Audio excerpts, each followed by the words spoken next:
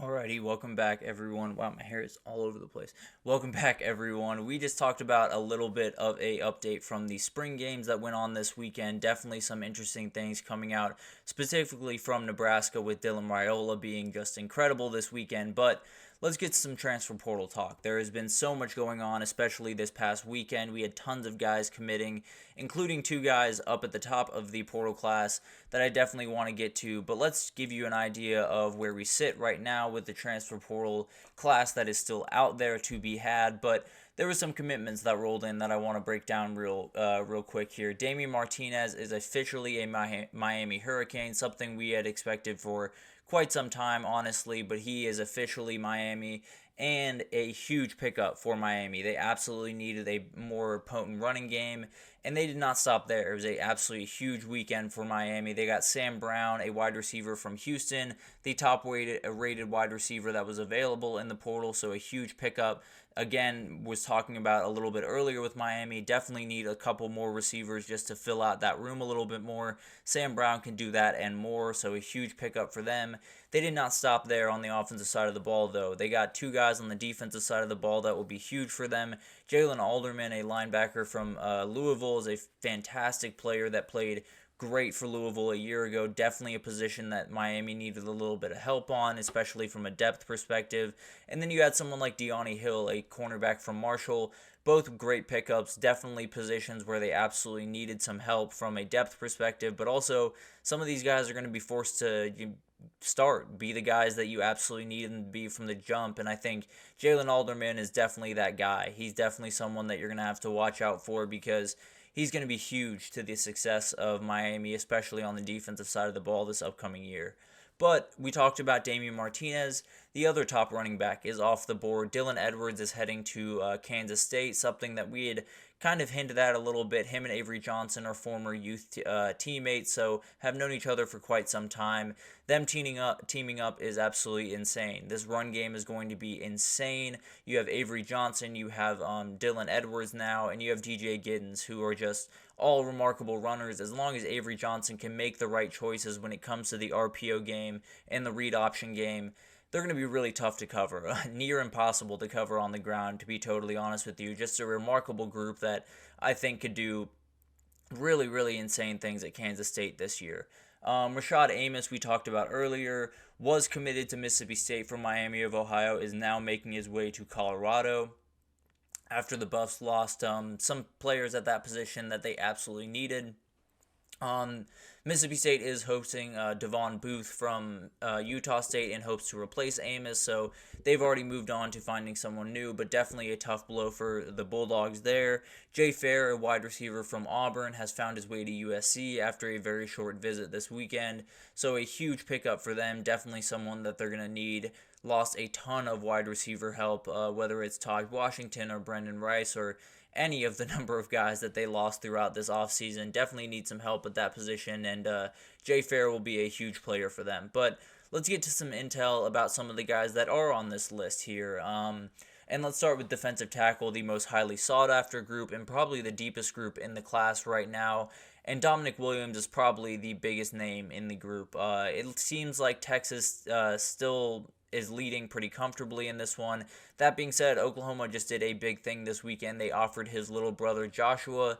Definitely a move you will see a lot in recruiting. When you want the older brother, you offer the younger brother, and you hope that they come as a package deal type of thing. Definitely a veteran move by Brent Venables and company. Don't know if it'll end up working for them, but I understand fully what they're doing there. And then Simeon Barrow Jr. is another guy to watch.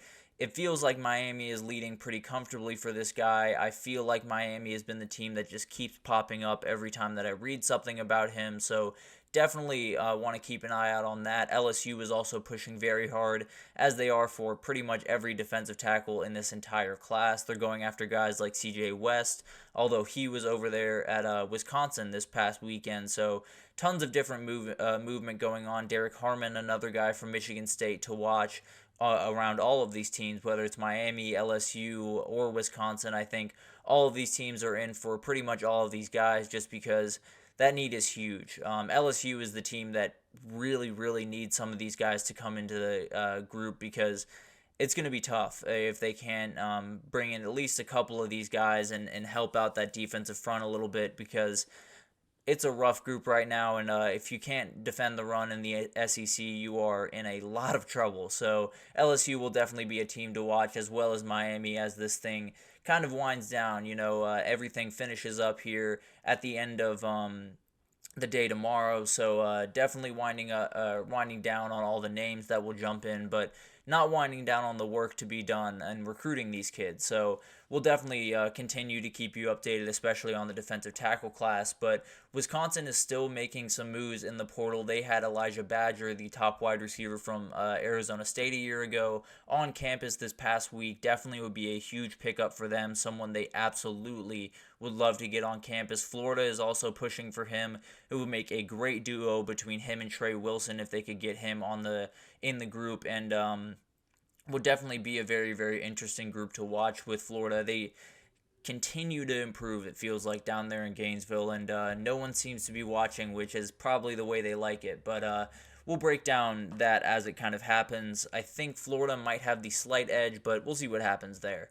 It sounds like Penny Boone will actually not be a Kentucky Wildcat after all. I fully expected him to commit at some point this weekend, but Nick Rush over at KSR Plus has said there are some academic hurdles for him. He can't transfer enough credit hours over to Kentucky for it to make sense for him to transfer there. So it doesn't look like he is going to be a Wildcat after all. I know that UGA was another team that was in on him, but I got to be honest, if the academics were a trouble at Kentucky, they're likely a trouble at Georgia as well. So it'll be interesting to watch to see what happens with him. He's a very, very talented kid that I hope finds a place to play football, but doesn't sound like it's going to be in Lexington with the Wildcats.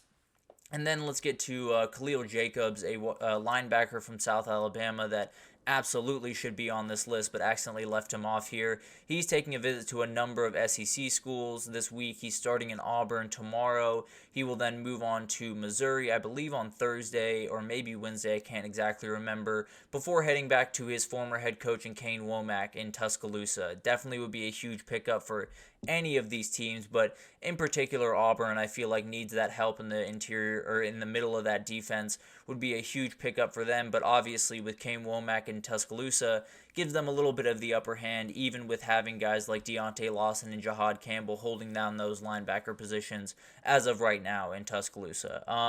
Miami is definitely the team that you're going to want to watch throughout these next couple of days. Obviously, the names will stop rolling in after tomorrow night, but doesn't mean the craziness will stop by any means. There are still tons of guys that will be on the board that will still be being recruited. Cormani McLean has a situation that is very confusing right now. It sounds like there's not a ton of big-time teams, at least, that are really after him very aggressively. Definitely not the situation that he expected, but overall, I think Miami is definitely the team to watch, although there are plenty of teams that are going after plenty of these guys, so we'll keep you updated with everything as things go down. But Miami and KSU had huge weekends, and we'll definitely be looking to build off that going into the 2024 season. But that will do it for this segment about the transfer portal. Then when we come back from this break, I want to break down some of the best stories from the NFL draft.